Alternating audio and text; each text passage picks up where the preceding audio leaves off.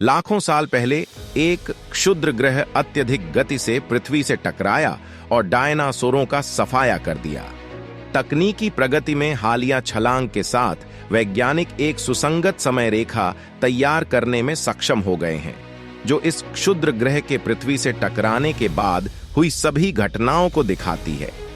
और इतना ही नहीं, उन्हें लगता है कि वे जानते हैं कि विशाल क्षुद्र ग्रह कहां से आया है। क्या पृथ्वी एक और विशाल अंतरिक्ष चट्टान का लक्ष्य है? और यदि यह आपदा दोबारा घटित होती है तो क्या हम जीवित रह पाएंगे? जानने के लिए अंत तक देखते रहें।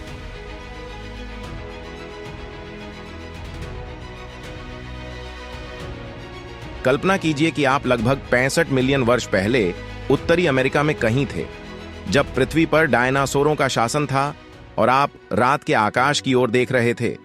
आपने संभवतः दूर तक चमकता हुआ तारा जैसा कुछ देखा होगा। लेकिन यदि आप इस अनोखी रोशनी को 1 या 2 घंटे तक देखते रहें तो वस्तु की चमक बढ़ती हुई प्रतीत होगी, लेकिन मुश्किल से ही हिलेगी। आप जो देख रहे होंगे वह कोई तारा नहीं है, बल्कि 45,000 मील प्रति घंटे की गति से पृथ्वी के साथ सीधे अवरोधन पाठ्यक्रम पर 50 मील की चौड़ाई के बीच कहीं एक विशाल क्षुद्र ग्रह है। कुछ घंटों बाद क्षुद्र ग्रह पृथ्वी के वायुमंडल से होकर सीधे उस ओर जा रहा है जहां आज युकाटन प्रायद्वीप है। उस गति के प्रभावों पर पृथ्वी का वायुमंडल पानी की तरह कार्य करता है। छोटी अंतरिक्ष चट्टानें, जिन्हें उल्का कहा जाता है, तालाब में फेंके गए कंकड़ की तरह वायुमंडल से टकराती हैं और उच्च ऊंचाई पर तेजी से धीमी हो जाती हैं, वायुमंडल के घर्षण से जल जाती हैं, जबकि चट्टान के कुछ बड़े टुकड़े बच जाते हैं और पृथ्वी पर गिर जाते हैं। लेकिन पहाड़ के आकार का चिकसुलभ क्षुद्र ग्रह हमारे वायुमंडल से ऐसे टकराता है जैसे किसी पोखर में पत्थर फेंक रहा हो। इसने अपना वेग बनाए रखा और केवल 3 सेकंड में पूरे 60 मील वायुमंडल में गोता लगा लिया। ये क्षुद्र ग्रह मध्य अमेरिका के ऊपर से टकराता है, जिससे सभी ध्वनि तरंगों की जननी निकलती है, जो सभी महाद्वीपों के कानों के पर्दों को चकनाचूर कर देगी। डायनासोर संभवतः भयभीत थे और सभी दिशाओं में भाग रहे थे। उन्हें पता नहीं था कि क्या होने वाला है, लेकिन यदि कोई जानवर क्षुद्र ग्रह को देखने के लिए पर्याप्त करीब होता तो वे तुरंत कुछ ही मिनटों में वाष्पीकृत हो जाते। वास्तव में समुद्री कछुओं और मगरमच्छों को छोड़कर 25 किलोग्राम से बड़ा कोई भी 4 पैर वाला जानवर जीवित नहीं रहेगा। मिलीसेकंड बाद चट्टान बची हुई जगह से टकराती है और आधारशिला से टकराती है। उस क्षण में घटनाओं की एक श्रृंखलाबद्ध प्रतिक्रिया घटित होती है। टकराने वाला क्षुद्र ग्रह पृथ्वी पर इतना दबाव डालता है कि मिट्टी और चट्टानें तरल पदार्थ की तरह बहने लगती हैं। पृथ्वी की ऊपर और नीचे की ओर बहने वाली गति स्विमिंग पूल में तोप का गोला चलाने वाले व्यक्ति के दोहरे छींटे की तरह है। सभी दिशाओं में प्रारंभिक स्प्लैश के बाद विलंबित ऊर्ध्वाधर स्प्लैश होता है, जब क्षुद्र ग्रह द्वारा बनाई गई गुहा सतह पर वापस आती है। प्रभाव के क्षण में पृथ्वी की पहली दीवार 20 मील से अधिक ऊंची होकर बाहर की ओर खिसक गई। प्रभाव छेद पृथ्वी के आवरण को लगभग तोड़ देता है, और जब गुहा विलंबित ऊर्ध्वाधर स्प्लैश बनाने के लिए पलटाव करता है तो पृथ्वी माउंट एवरेस्ट से भी अधिक ऊंचाई पर 1000 मील प्रति घंटे से ऊपर उठती है। कुछ ही मिनटों में मलबे का यह पहाड़ माध्यमिक विस्फोटों की एक श्रृंखला में लगभग पूरी तरह ढह जाता है और पीछे एक छोटा सा टीला छोड़ जाता है, जिसे क्रेटर पीक रिंग कहा जाता है।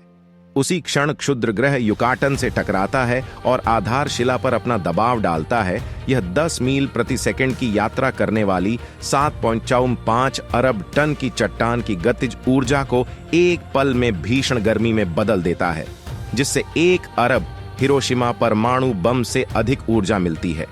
क्षुद्र ग्रह द्वारा मिट्टी, चट्टान और हवा में स्थानांतरित गतिज ऊर्जा अणुओं को सूर्य की सतह से कहीं अधिक गर्म तापमान तक उत्तेजित करती है। गर्मी परमाणुओं से इलेक्ट्रॉनों को चीरती है, हवा को वाष्पीकृत चट्टान के साथ 10,000 डिग्री से अधिक टर्बोचार्ज्ड प्लाज्मा के एक विस्तारित आग के गोले में आयनित करती है, जिसे हाइपरसोनिक गति से विस्फोटित किया जाता है। गर्म, तेजी से फैलने वाली हवा और प्रभाव शॉकवेव के साथ मिलकर पृथ्वी का गैस में लगभग तात्कालिक रूपांतरण 1000 मील प्रति घंटे से अधिक की गति से बाहर की ओर फैलने वाले दबाव की एक विशाल विस्फोट लहर बनाता है। यदि यह क्षुद्र ग्रह आज उसी स्थान पर टकराता है तो विस्फोट की लहर आपको टेक्सास में वाष्पीकृत कर देगी, न्यूयॉर्क में आपको बहरा कर देगी और ब्यूनस आयर्स में कांच की खिड़कियों को उड़ा देंगी। चिकसुलब इंपैक्टर पृथ्वी को घंटी की तरह बजाता है। पृथ्वी की पपड़ी में लहरें प्रभाव क्षेत्र से 2.5 मील प्रति सेकंड की गति से दूर निकलती हैं। ये लहरें फिर महाद्वीपों में भूकंप पैदा करती हैं। यदि आप दुनिया के दूसरी तरफ होते तो आपको प्रभाव के 30 मिनट बाद जमीन हिलती हुई महसूस होगी। इसके प्रभाव से गगनचुंबी इमारतों जितनी ऊंची सुनामी आ जाती है। उनमें से पहला 1 घंटे के भीतर खाड़ी तट से टकराया। 600 फीट से लेकर शायद 1000 फीट तक ऊंची लहरें अब मेक्सिको और दक्षिणी संयुक्त राज्य अमेरिका में टकराती हैं और दसियों मील अंदर तक बाढ़ ला देती हैं। लहरें अस्थायी रूप से नदियों के प्रवाह को उलट देती हैं और 30 फुट के ज्वारीय बोरों की तरह नदी के तल तक ऊपर उठती है। सुनामी संयुक्त राज्य अमेरिका के पूर्वी तट पर आती है और प्रभाव के 6 घंटे बाद पानी की अधिकतम 600 फुट ऊंची दीवारें यूरोप, अफ्रीका और भूमध्यसागरीय तटों से टकराती हैं। प्रभाव के 15 घंटों के भीतर ग्रह के प्रत्येक तट पर लहरें आ जाती हैं। स्थानीय स्थलाकृति के आधार पर समुद्र अपने रास्ते में आने वाली किसी भी चीज को बहा ले जाता है और जब पानी अंततः पीछे हट जाता है तो उसे वापस समुद्र में खींच लेता है। यह पहले से ही हरमगिदोन जैसा लगता है, लेकिन इससे भी अधिक आपदाएं आने वाली हैं। जब बड़ी चट्टान टकराती है तो उसके छींटे 25 ट्रिलियन टन पृथ्वी पर गिरते हैं, जिसे वह बैलिस्टिक प्रक्षेप पथ पर लॉन्च करता है। कुछ की गति पृथ्वी के पलायन वेग से अधिक होती है। ये चट्टानें सूर्य की परिक्रमा करने के लिए पृथ्वी के गुरुत्वाकर्षण खिंचाव से बाहर निकल गईं और इनमें से कुछ सामग्री संभवतः चंद्रमा तक पहुंच गई। लेकिन बाहर निकला अधिकांश मलबा 1 घंटे के भीतर ही पृथ्वी पर वापस लौट आया। ये कांच जैसे टुकड़े, जिन्हें टेक्टाइट्स कहा जाता है, कुछ बस जितने बड़े लेकिन अधिकांश पत्थर के आकार के, घातक मात्रा में 100 से 200 मील प्रति घंटे की गति से पृथ्वी को कुचलते हैं। भले ही बचे हुए डायनासोर पृथ्वी पर कहीं भी हों, वे इस भीषण ओलावृष्टि से प्रभावित हुए। लेकिन इन कांच की गोलियों को घातक होने के लिए डायनासोरों को मारने की जरूरत नहीं थी। जैसे ही ये टेक्टाइट गिरते हैं, वायुमंडल के साथ उनका घर्षण पूरे ग्रह में आग लगाने के लिए पर्याप्त थर्मल विकिरण उत्सर्जित करता है। कुछ अनुमानों के अनुसार लौटते हुए अंगारों की संयुक्त ऊष्मा ग्रह को उबालने के लिए रखे गए ओवन के बराबर गर्म कर देती है। दुनिया के अधिकांश पेड़ जल जाते हैं। शायद यही कारण है कि पक्षियों की एकमात्र प्रजाति जो इसके प्रभाव से बच जाती है, वे हैं जो जमीन पर घोंसला बनाती है। विलुप्त होने से बचने के लिए भूमि पर मौजूद कुछ बड़े जानवरों में से लगभग सभी के पास गर्मी से बचने के कुछ न कुछ साधन हैं। वे या तो छोटे स्तनधारियों, सांपों और छिपकलियों की तरह बिल खोद सकते थे, या मगरमच्छ या कछुओं की तरह पानी में भाग सकते थे। भले ही बेचारे डायनासोर दुनिया के दूसरी तरफ होते, उन्हें शुरुआती ताप विस्फोट से सुरक्षा खोजने की आवश्यकता होती। डायनासोरों के लिए भयानक भाग्य के अंतिम टुकड़े में चिकसुलब तेल और सल्फर से समृद्ध क्षेत्र पर हमला करता है।